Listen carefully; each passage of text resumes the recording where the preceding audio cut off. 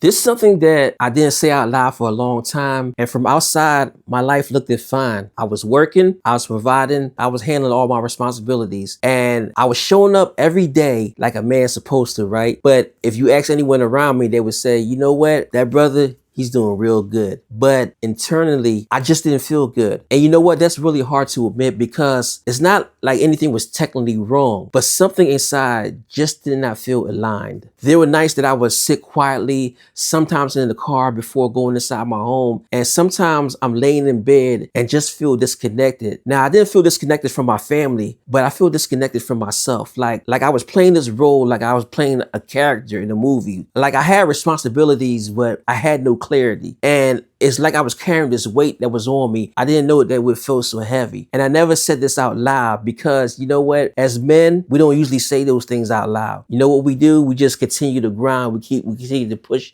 We continue to move. And the pressure wasn't loud and it wasn't dramatic. It was that pressure of being the provider. It was the pressure of being dependable. It was the pressure of being the one, you know what, that had everything together. And you know what, I wore that outfit well. Because inside, I had this quiet question. Why do I feel like I'm building a life but losing myself? That question scared me a little because I really didn't have an answer. What I eventually realized was this. I knew how to work, I knew how to grind, and I knew how to push through, and I knew how to show up just for everybody else. But I didn't know how to define myself outside of that. So my identity became my performance. I will wake up, I will perform, and then I repeat the cycle. It's like a hamster running on the wheel. I continue that all the time. And I would handle my responsibilities and keep moving, don't complain. And my performance, it will work for a while until it don't. Because performance gets exhausting when you don't know who you are beyond it. The hardest part wasn't responsibility. It was the silence. The silence of feeling like something was missing but not knowing what it was. The silence of wondering if this is what it all pertains. The silence of thinking